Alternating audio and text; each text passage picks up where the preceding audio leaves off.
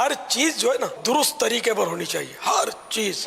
اب اس میں کیا درستی ہے یہ عقل سلیم سمجھ سکتی ہے، جس کے بعد علم دین بھی ہو، وہ سمجھ سکتے ہیں کہ ہر کام اپنے اصول کے مطابق اور درست طریقے سے کرنا ہے، جس سے دوسرے کسی کو کسی قسم کا شر نہ پہنچے۔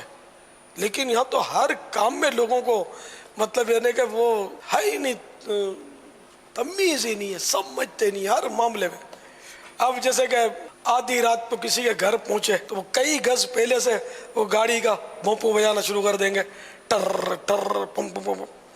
اب جس کے گھر جانا اس کو اطلاع کرنی ہے، وہ اس کا مطلب آوارہ دوست اس کا انتظار کر رہا ہے کہ یہ ابھی آئے گا اور ہم ہلا گلا کریں گے بیٹھ کے۔ تو یہ سارے محلے کو جگانے کا کیا تک ہے یار، یہ ہوتے ایسے کہ لوگ ڈرتے ہیں ان سے۔ اچھا پھر یہ خالی یہی نہیں بجاتے، شورفا بھی نظر آنے والے، ان کی بھی حرکتیں ملتی جلتی ہوتی ہیں۔ تو باہر گلی میں کھڑے ہوں گے تو زور سے کہکے ماریں گے، گفتگو کریں گے زور زور سے آدھی رات کو۔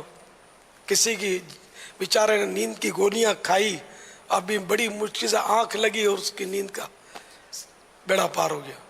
باپا یہ تو گلی والے، تو جو سر پہ بیٹھ کے کرے وہ اب سویا ہوا ہے، وہ پاس بیٹھے 4-5 لگے ہوئے۔ ہاں لگے ہوتے ہیں، فون پہ لگے ہوتے ہیں۔ ان سب کو حسن اخلاق کے جام پلانے ہیں نا بھر بھر کے، کہ یہ معاشرے کے صحیح مسلمان بن کر جائیں کہ اپنی ذات سے کسی کو تکلیف نہ پہنچے۔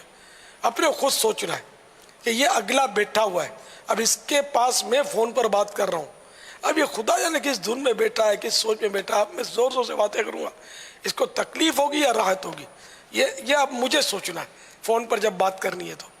یا اگلا سویا ہوا ہے، اب مجھے اس کے قریب سے گزرنا ہے، جیسے آپ گزرتے ہیں، تو اب مجھے کس طرح گزرنا ہے کہ اس کی نیند میں خلل نہ ہو۔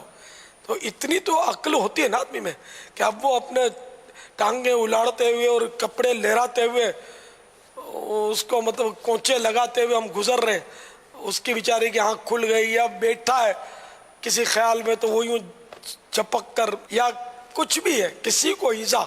تو یہ مطلب بھیڑ میں اس طرح کے معاملات بہت ہوتے ہیں جس میں بہت احتیاط کی ضرورت ہے۔ واہ